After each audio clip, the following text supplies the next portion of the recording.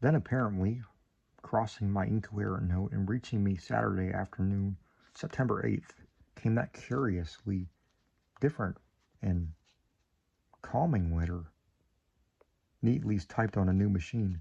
That strange letter of reassurance and invitation which must have marked so prodigious a transition in the whole nightmare drama of the Lonely Hills.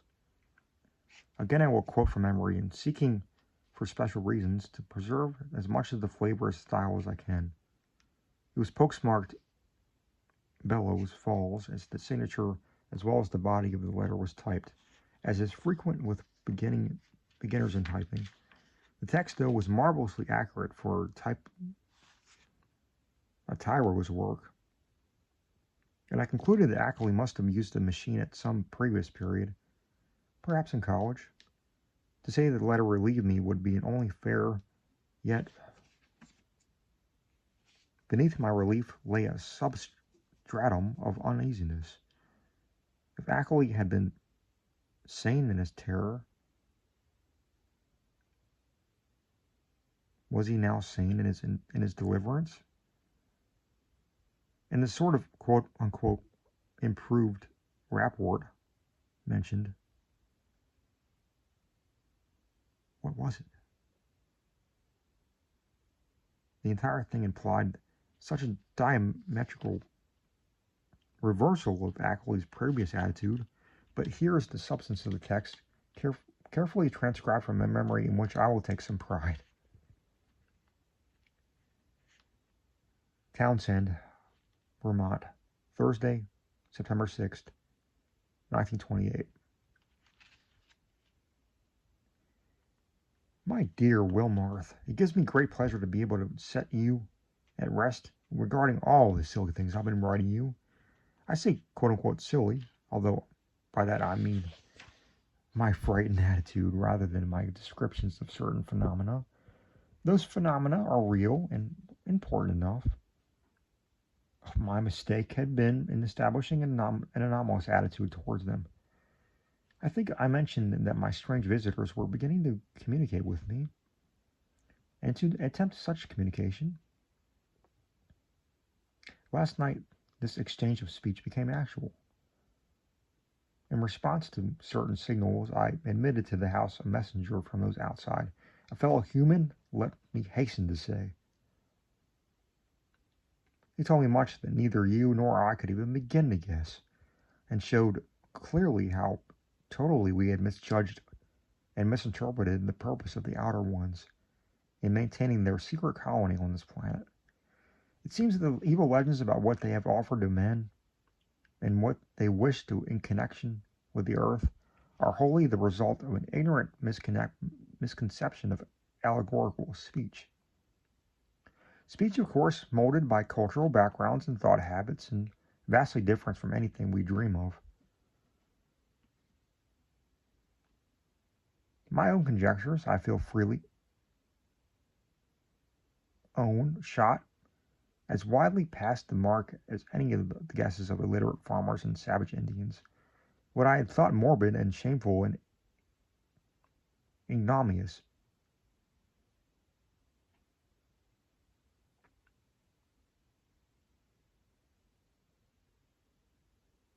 ignominious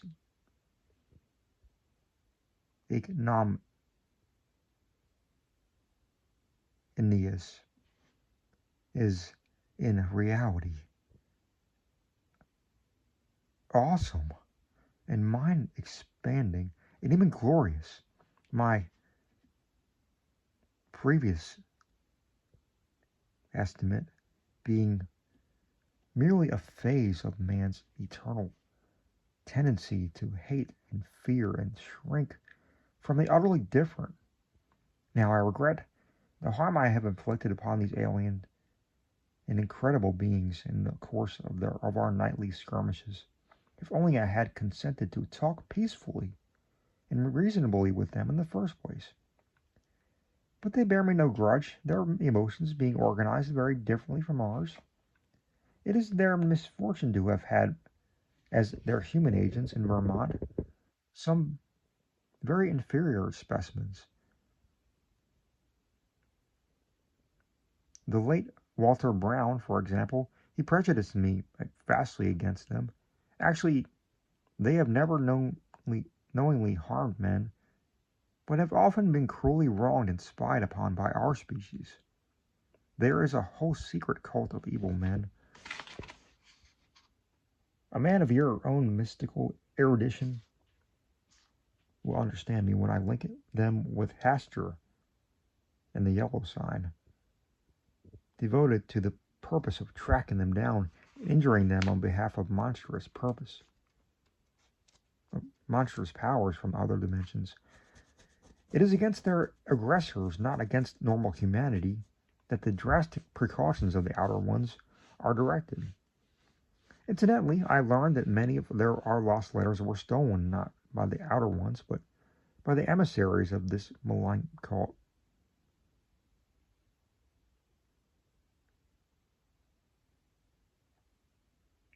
All the Outer Ones wish of man is peace and non-molestation, and an increasing intellectual rapport.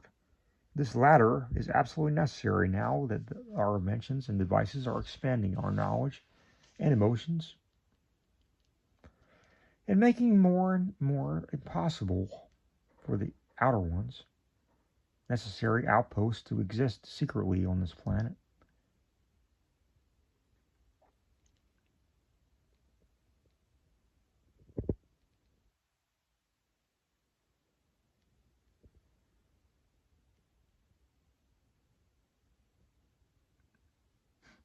The alien beings desire to know mankind more fully and to have a few of mankind's philosophic and scientific leaders know more about them.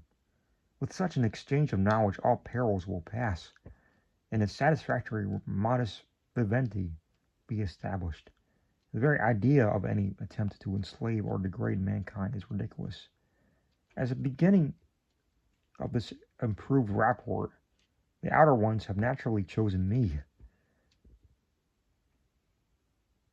whose knowledge of them is already so considerable, as their primary interpreter on Earth. Much was told me last night, facts of their most stupendous and vista-opening nature, and more will be subsequently communicated to me both orally and in writing. I shall not be called upon to make any trip outside just yet, though I shall probably wish to do so later on, employing special means and transcending everything which we have hitherto been accustomed to regard as human experience.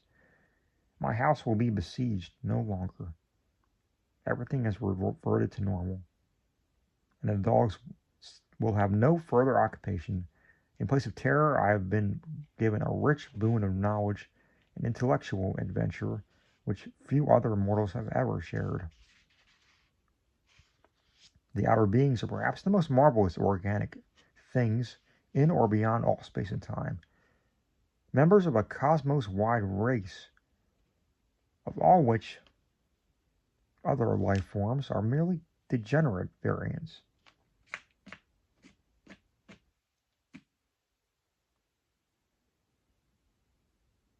They are more vegetable than animal, if these terms can be applied to the sort of matter composing them, and have a somewhat fungoid structure, though the presence of a chlorophyll-like substance and a very singular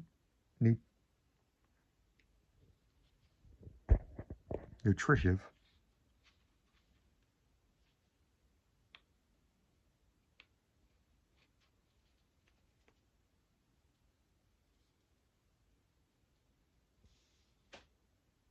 nutritive system differentiate them altogether from their chormophytic fungi. Indeed, the type is composed of a matter of totally alien to our part of space,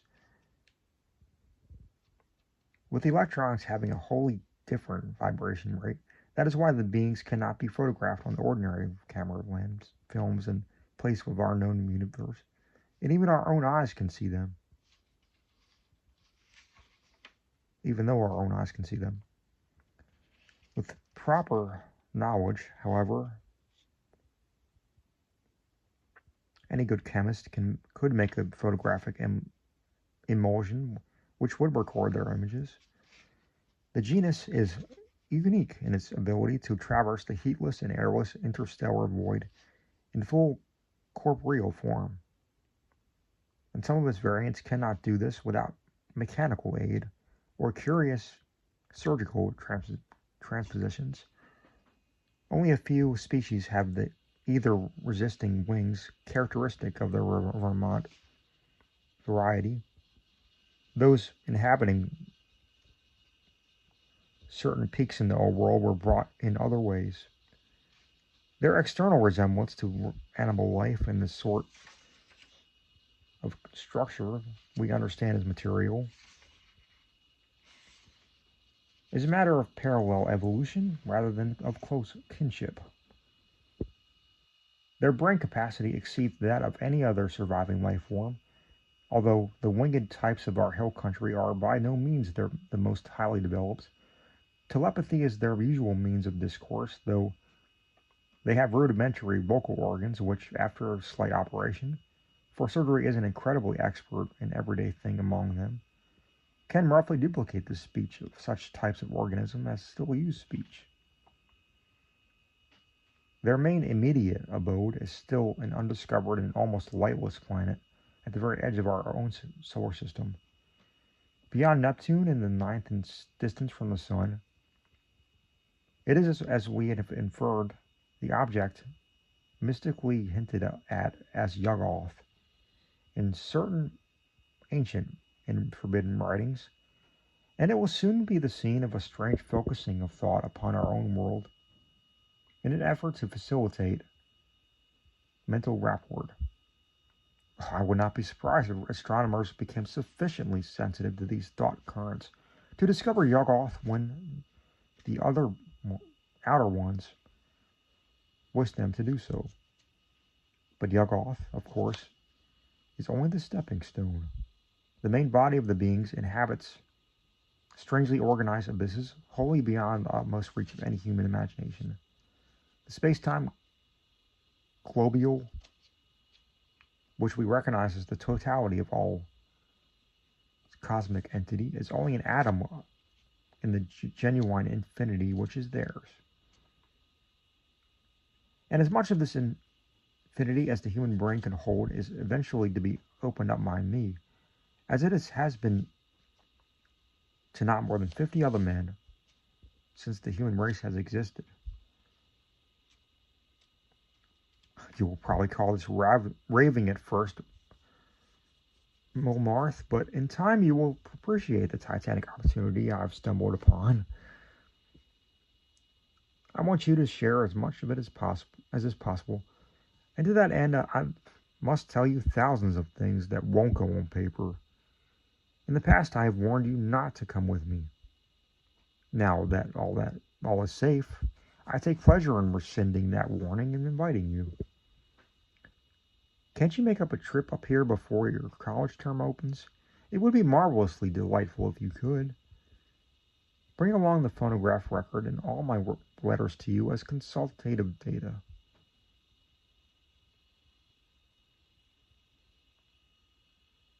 We shall need them in piecing together the whole tremendous story. You might bring the Kodak prints too, since I seem to have mislaid the negatives of my own prints in all this recent excitement. But what a wealth of facts I have to add to all this groping and tentative material, and what a stupendous device I have to supplement my additions. Don't hesitate, I am free from espionage now, and you will not meet anything unnatural or disturbing. Just come along and let my car meet you at the Brattleboro station.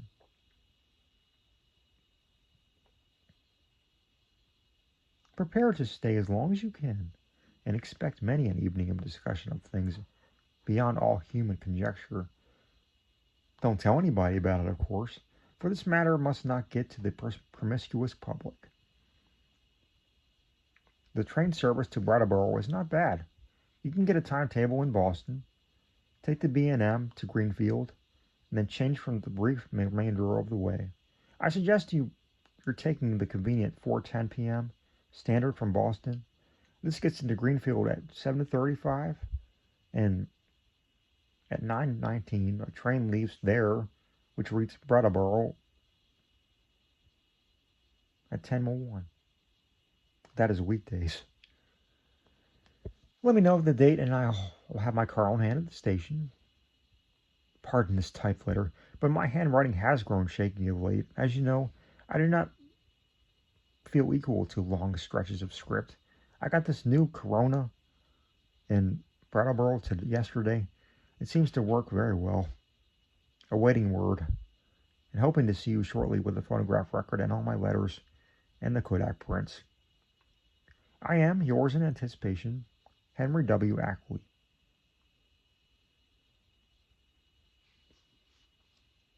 To Albert N. Wilmarth, Esquire, Miskatonic University, Arkham, Massachusetts.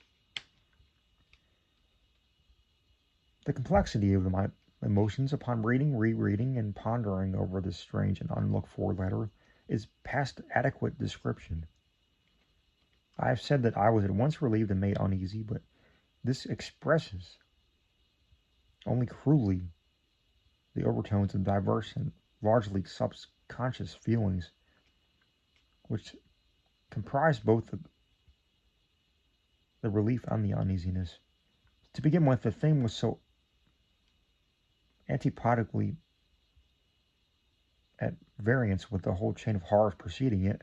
The change of mood from stark terror to cool complacency and even exultation was so unheralded, lightning-like, and complete. I could scarcely believe that a single day could so alter the psychological perspective of one who had written that final frenzied bulletin of Wednesday, no matter what relieving disclosures that they might have brought. At certain moments, a sense of conflicting unrealities made me wonder whether this whole distantly reported drama of fantastic forces were not a kind of half illusory dream created largely within my own mind. Then I thought of the phonograph record and gave to still greater bewilderment.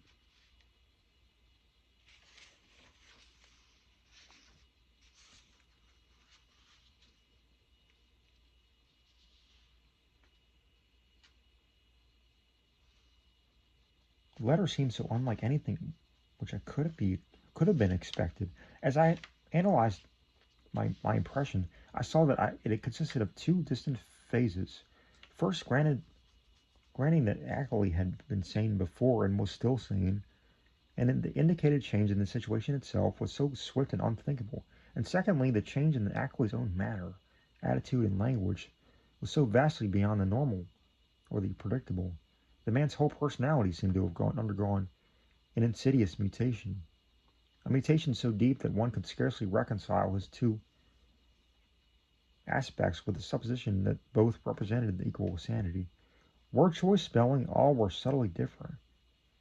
And with my academic sensitiveness to prose style, I could trace profound divergencies in his commonest reactions and rhythm responses. Certainly the emotional cataclysm or revelation which could produce so radically an overtone must have been an extreme one indeed. Yet, in another way, the letter seemed quite characteristic of Akeley. The same old passion for infinity, the same old scholarly inquisitiveness. I could not a moment, or more than a moment, credit this idea of spuriousness or malign substitution. Did not the invitation, the willingness to have me test the truth of the letter in person, prove its genuineness? I did not retire Saturday night, but sat up thinking of the shadows and the marbles behind the letter that I had received, my mind aching from the quick succession of monstrous conceptions it had been forced to confront during the last 4 months, worked upon the startling new material in a cycle of doubt and acceptance which repeated most of the steps experienced in facing the earlier wonders till long before dawn a burning interest and curiosity had begun to replace the original storm of perplexity and uneasiness. Mad or sane, metamorphosed or merely relieved, the chances were that Akeley had actually encountered some stupendous change of perspective in its hazardous research, some change at once diminishing his danger, real or fancied, and opening dizzy new vistas of cosmic and superhuman knowledge. My own zeal for the unknown flared up to meet his, and I felt myself touched by the contagion of the morbid barrier breaking, to shake off the maddening and the wearying limitations of time and space and natural law, to be linked with the vast outside, to come close to the nighted and the abysmal secrets of the infinite and the ultimate. Surely there was such a thing was worthy of the risk of one's life, soul, and sanity. And Akeley had said that there was no longer any peril. He had invited me to visit him, instead of warning me to stay away as before. I tingled at the thought of what he might now have to tell me, but there was an almost paralyzing fascination in the thought of sitting in that lonely and lately beleaguered farmhouse with a man who had talked with actual emissaries from outer space, sitting there with the terrible record and the pile of letters in which Akeley had summarized his earlier conclusions. So late Sunday morning, I telegraphed Akeley that I would meet him in Brattleboro on the following Wednesday, September 12th, if that date were convenient for him. In only one aspect did I depart from his suggestions, and that convinced me that concerned the choice of a train. Frankly, I did not like arriving in that haunted Vermont region late at night, so instead of accepting the train, I telephoned the station to devise another arrangement by rising early and taking the 8:07 a.m. Standard into Boston. I could catch the 9:25 for Greenfield, arriving there at 12:22 noon. This connected me exactly with the train reaching Brattleboro at 1:08 p.m., a much more comfortable hour than 10 to 1 for meeting Akeley and riding with him into the close-packed secret guarding hills. I mentioned this choice in my telegram and was glad to learn in the reply, which came towards evening, that it had met with my prospective host's endorsement. His wire ran thus: arrangement satisfactory. We'll meet 1:08 train Wednesday. Don't forget the record and letters and prints. Keep destination quiet. Expect great revelations. Akeley. Receipt of this message in direct response to one sent to Akeley and necessarily delivered to his house in the Townsend station, either by official messenger or by restored telephone service, removed any lingering subconscious doubts I might have had about the authorship of the perplexing letter. Oh, my relief was marked. Indeed, it was greater than I could account for at that time, since all such doubts had been rather deeply buried. But I slept soundly and long that night, and was eagerly busied with preparations during the ensuing 2 days.